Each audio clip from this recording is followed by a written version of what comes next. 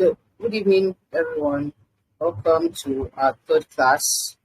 We'll be continuing what we started before on visual design principles. Thank you for joining today.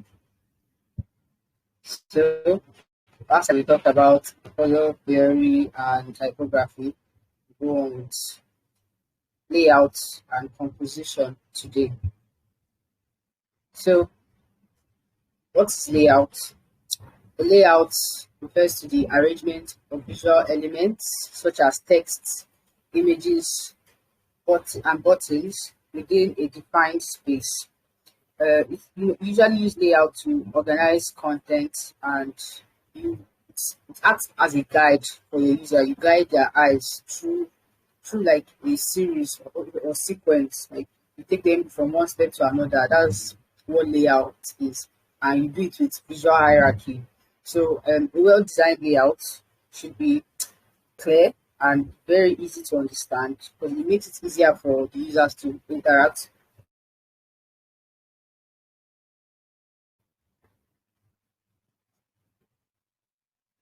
So what is composition? Composition is the process of combining visual elements in a way that creates a balanced and aesthetically pleasing design. It's used to create like a sense of harmony and balance between different elements. So there are like several factors for you to consider for both layout and composition. So that's visual hierarchy, that's under layout. Like I said before, the way elements are visual elements are presented on the screen, the way they are arranged, the elements you want to have more prominence, which one do you want the user to see first, which is more important. We also have balance, so it should be balanced, everything should be distributed evenly. It's like when you're trying to layer like a road and you want to make it like smooth or straight. If there are bumps, it won't be easy for cars to go through that road, or potholes. It won't be easy for cars to go through that road. So it has to be balanced, evenly distributed across your page, across your screen. So another one is alignment. It gives this sense of order, like orderliness in your layout design, in your layout. Another one for that is proximity. So you put objects together to create a sense of unity. So when things are together, they are in proximity to each other. So that proximity creates a sense of unity. And also white space. That's like the areas of the screen or of your page that you leave deliberately blank to create this balance and openness kind of. So for composition, we have contrast. I mentioned that in the color theory. So contrast helps your users to have like a visual difference and makes them know like important elements, repetition. When you repeat patterns, it can also solidify brand identity. It gives a sense of unity, makes things cohesive and together. Also for the composition, we have scale. I'm going through these things fast because I think we've mentioned some of these things before. We have scale.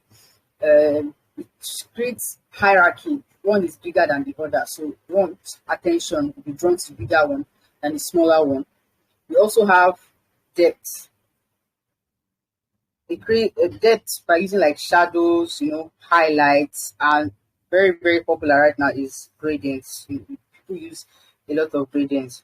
So we use both layouts and composition to create visually appealing user interfaces, and it helps you guide your users through their experience in your product.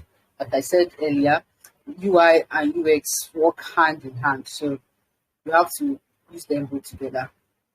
So next now is the importance of layout and composition. I've already defined both layout and composition, so you have to know the importance. Number one is clarity and ease of use. You should know that when you design a layout well and you give it like very good composition, it allows the user interface very, very easy to navigate, for user to navigate and to understand your product, your application, your web app, your website, your anything. It makes it very, very clear, it makes it easy to use. when you organize your visual elements in a clear way, users can easily find information where they want it to be, where they need it to be. For example, when you open a landing page, there's always a CTA, a call to action button.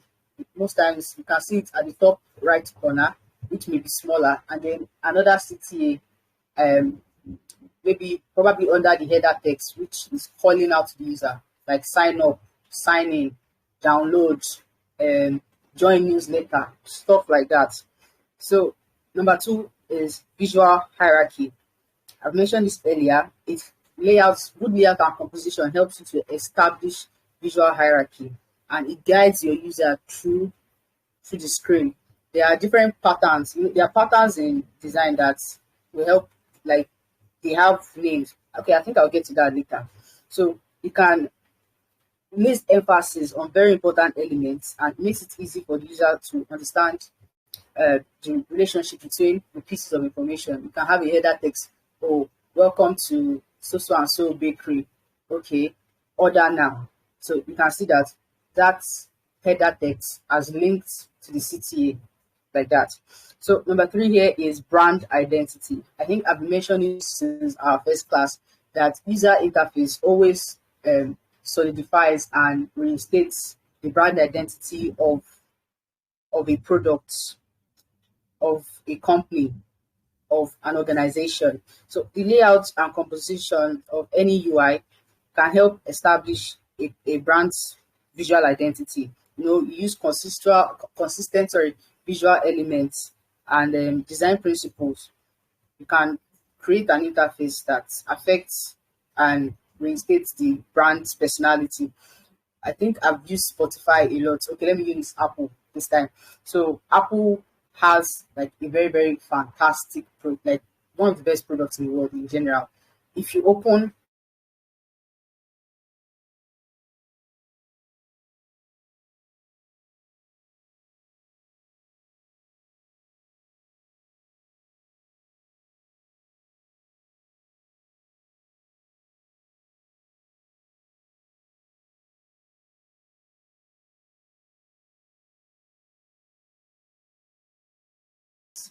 one of the best products in the world generally, and they have that because they reinstate and they keep reinforcing their brand identity in every single product, from their websites to even their Apple events. When you open an iPhone, you open a MacBook, you open an iPad, you open an Apple Watch, you open their desktop, you see the same thing, the same spacing, the same typeface, the same everything. So layout and composition can also, reinstate the company's brand identity. So number four is aesthetics. So a well-designed layout and composition, good, very well-designed one, it can contribute to the overall, beauty of a user interface. It makes it visually appealing. It appeals to your users. It draws their eyes. Like I mentioned earlier, you eat with your eyes most times. Like when you want to eat your food, the first thing you say, this food looks nice before you actually taste it. So that's the same thing with user interface design. How does it look before I use it? Very, very similar. So if you use the right colors, typography, design elements, you can create an interface that's actually beautiful and also functional. So I usually say this: there is no beauty and functionality have to work hand in hand for a design to be, worth it. So number five here we have accessibility. So we should know that layout and composition, it improves the accessibility for users with different ability. For example, if you use better contrast, you can help people who have issues trying to identify colors. If you use a better font size, like make it a bit bigger. I think I've used this example before of how you use a bit bigger font size for when you are doing like creating products for the elderly.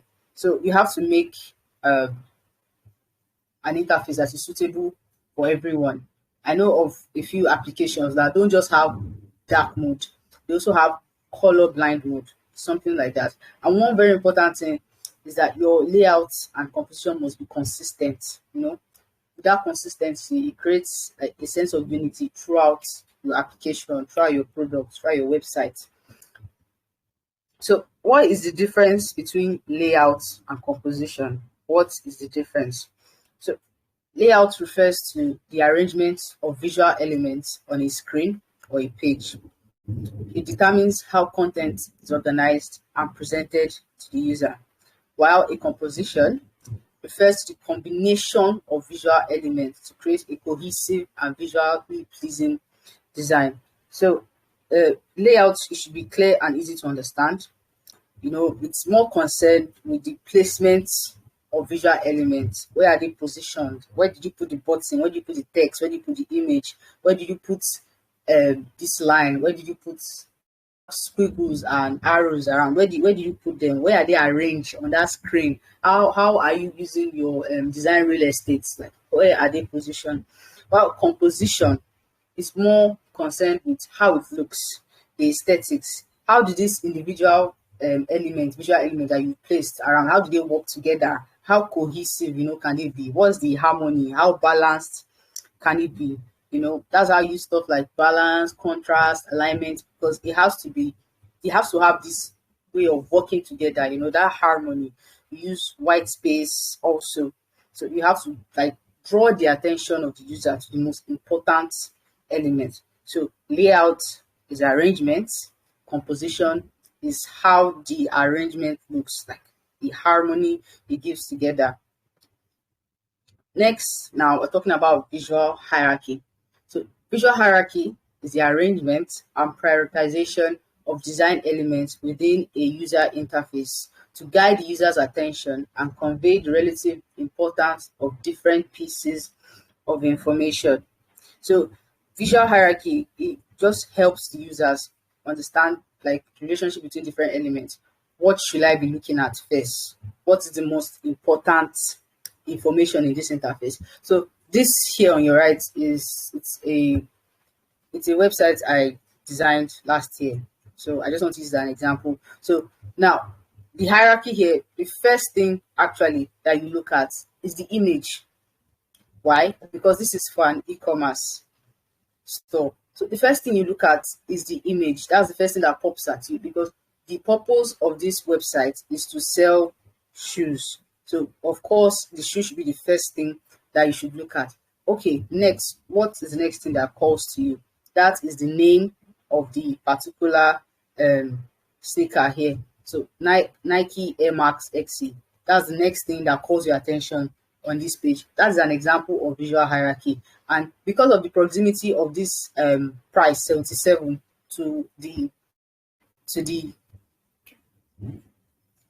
because of the proximity of the price to the name, that's the next thing that calls to you. So this is a very, very good example of visual hierarchy. The hierarchy, it determines the order that your user will be able to like glance through your interface. And I'm giving like a very, very good example here. I don't think I showed this here. Like in design, that's a bit deeper now. We have like two very popular patterns that users go through your product. Number one, we have like the F pattern, where the user moves from left to right, goes down, from left to right again, then goes down. That's the F pattern. That's what we call it. Another one that we have is the Z pattern. So the user moves from left to right, then diagonally moves down to the left again, then straight from the left to the right. So those are the like different kind of patterns when people are going through a product. That is hierarchy. That is what the user will see first, what will the user see second, what will the user see third, what will the user see fourth. So it depends on the type of product you are making that will determine the kind of hierarchy you want. So what is the importance of this visual hierarchy? You should know that visual hierarchy is very important because it helps your users like understand the structure of your interface. It makes it easy for them to find whatever they are looking for. Okay, why did I come to the site? I came to buy, it's an e-commerce, I came to buy a wristwatch. Oh, okay. At the top navigation bar, there are watches. I will click on watches. That's visual hierarchy. There's this ease of use for your users. So number one here, we have clarity. it helps your users understand. It makes it very easy for them to understand the relationship between the page and the importance of each element. So if I okay, let me go back to this example here. You can get the importance of each element here, from the shoe to the brand name, and then the price. It helps your users to know the importance of each element. So it makes the if like clarity, it gives the information on the platter for your users. It's presented well. It's very easy for them to see it, and it makes it easy for your um users to use your product. It also increases retention rates, because if I came to use a product and I'm able to use it easily, the probability of me coming back to use that product again is very high. So it increases your retention rate, your user retention rate. Number two, we have focus. So if you highlight the most important elements by using visual hierarchy, it allows your users to focus on relevant information.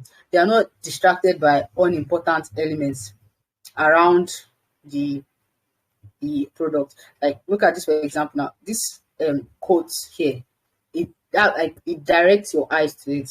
It directs the users to it. That is focus. Number three, we have prioritization.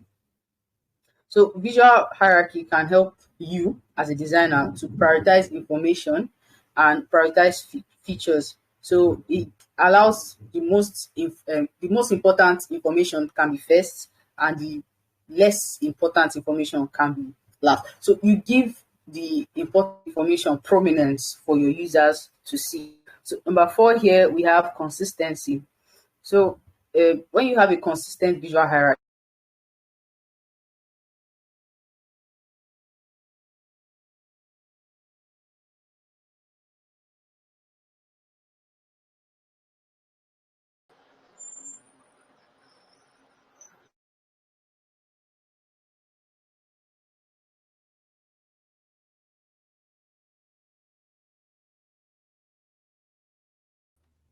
I am so sorry, guys. It looks like MTN is after my life today. I've been having network issues since morning, and it's still happening. I am so sorry. Uh, should we still continue? I want to get a general consensus. Yeah, but you're not sharing the screen. It's not sharing. Okay, let me share again.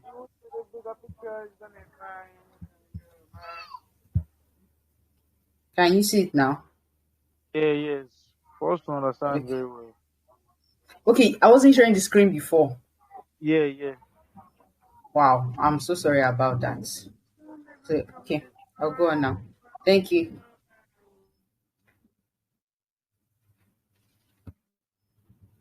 Okay, I remember where I stopped.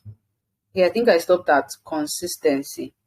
So a consistent visual hierarchy will make it creates a sense of and structure. It makes it easier for users to learn and to navigate your user interface. The last one here is aesthetics. So with good visual hierarchy, the general aesthetic, the beauty of your products is much better. It makes your product much more visually appealing and engaging for your users. So next we'll talk about how to establish visual hierarchy. Number one is size. This is a very good example here. You say you will read this first, then you will read this, then this one, and you read this one at the end. It shows that the size of your text or the size of a visual element can draw your user's attention first to it. So, larger text, or larger elements, they tend to be perceived, as more important. That's the general thought pattern. So that's that for size. Number two is color. The first color you notice here is this one, the danger color. So you should know that brighter colors are they tend to draw more attention than dull or neutral colors. We mentioned shades and tones. So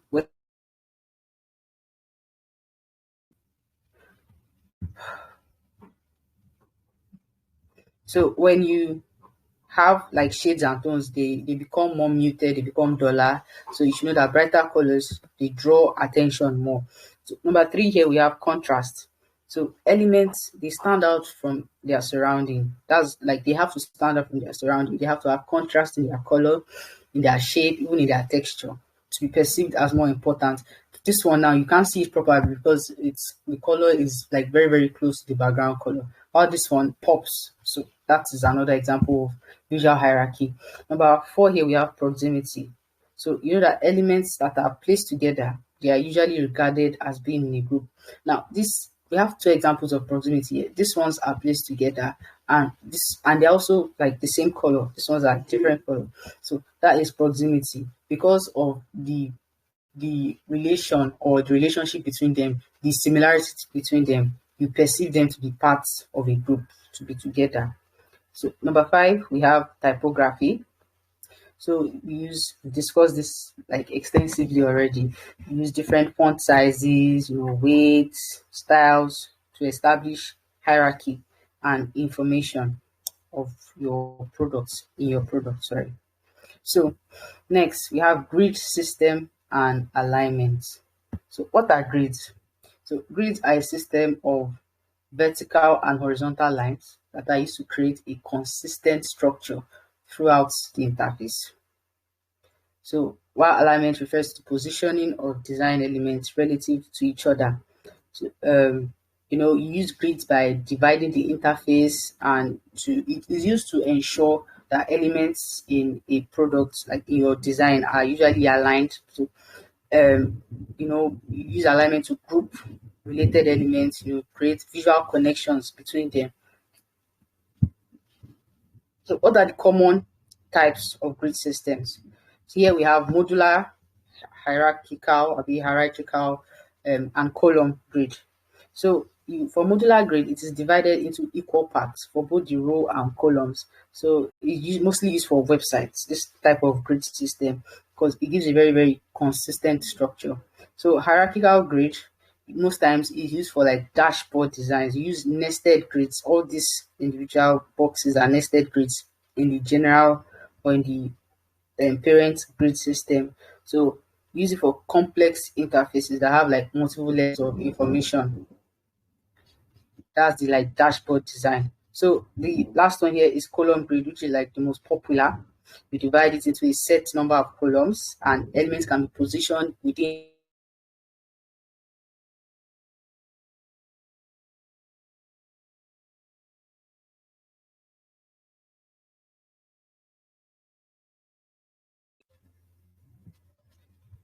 Can you hear me? Can you still hear me?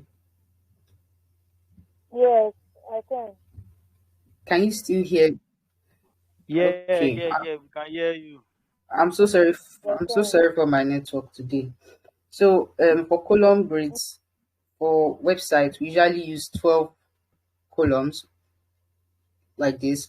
For tablet designs, that's another branch in UI design. We usually use 12 for 12 columns for tablets or eight between 8 to 12, and then for mobile grids, that's usually 4.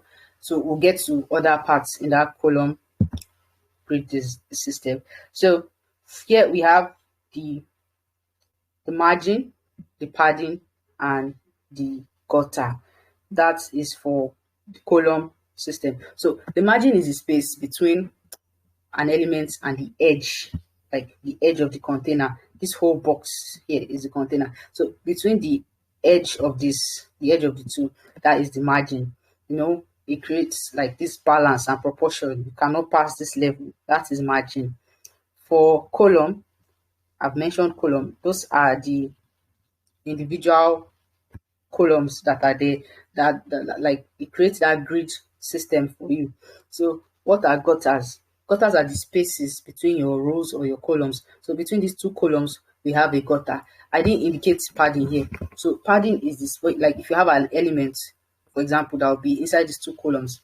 Maybe you have a block of text here. So your padding will be the space between the edge, the edge of the element and its content. You have a block of text. That whole block is a box. So there has to be space between the box and the text. It can't just be touching the edge That is padding. So next, now we have alignment and types of alignment, because I mentioned alignment. So we have left alignment. This is like the one we are very, very used to, because in the English language most of the things are left aligned. We have right alignment, which is used in the other languages use right alignment. We don't use it in English. We use it in like Arabic, Hebrew, Aramaic, I think Persian, and I don't know how to pronounce that. Is it Urdu? Urdu. Yes. So those are people that use like right aligned text a lot. So center. I'm just talking about text, but they can be aligned to the left of the grid or to the right of the grid. For example, you can have your image on the right and your text on the left. That's left aligned. You can have your image on the left and your text on the right. That's right aligned. So we have center alignment. For example, you have your text in the middle, you have an image right underneath, maybe a CTA between the text and the image. CTA means call to action. We have justified alignment. Everything is spaced out, like everything is used, like everything is just straight. That's justified. It's spaced out so that like everything is in the same length. For example, here, everything it is just straight. So we have grid alignment where everything, all the elements are inside that grid. This is an example of grid alignment. So now we move to white space and proximity. So white space, also known as negative space, refers to the empty space between elements in a layout. While proximity refers to where the elements are grouped together in a layout. So white space used to create, I've mentioned it earlier, it creates balance, harmony, it makes things easy to understand, because if everything is a bit choked up, it will be easy to understand. And I've explained proximity a little bit before. So when things are grouped together, that's proximity. Proximity can also create a sense of hierarchy, because when you group elements together and it's a block of elements, you group it together, there are a lot. People will tend to, it will draw people to that information. So that is hierarchy. So how to use white space and proximity effectively? First thing you do is plan your layout. So before starting any design, you must plan. You sketch like all those wireframes, but with your pen. Pen and paper is one of the most important things in design. Number two, use a lot of white space. Nobody is fighting it with you. Use it. If it's too small, it will be confusing. So number three, you group related elements together. Proximity. Okay, this is related. Put it together. We're talking about bakery. Order now. Put it together. You separate unrelated elements. You can't be talking about your products that you want to sell and then be talking about the company and put it together. No, you use related elements. You separate unrelated elements also, and you also use alignment to create structure. Like I mentioned earlier, for example, you can use the left text, right image, or everything center. So just have to just learn how to balance all these things to be able to create very, very, very good visual hierarchy. So thank you everyone. That's the end of today's class, and I will see you in the next class.